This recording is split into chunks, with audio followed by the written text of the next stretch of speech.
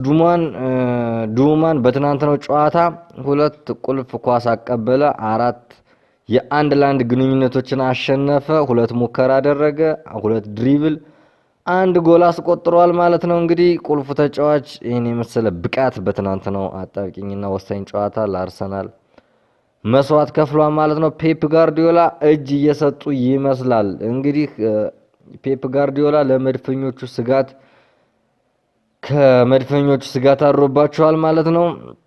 እንግዲህ ፔፕ አንድ ቀሪ ጨዋታ አለን፣ ከአርሰናል ጋርም በሜዳችን ጨዋታ አለን። ስለዚህ እስከ መጨረሻው መፋለም አለብን። ሆኖም ግን አርሰናል ላይ መድረስ የማንችል ከሆነ እንኳን ደስ አላችሁ ብቻ ነው የምንለው ሲል ነው አስተያየቱን ሲናገር የተደመጠው። አርሴ እየሞከረ ነው ዘንድሮ ማለት ነው። ይገባዋል ስለተባለም አይደለም ባይዘይ ይገባዋል ስለተባለ ሳይ ዋንጫ የሚያነሳው አስገድዶ እንደሆነ መታወቅ አለበት።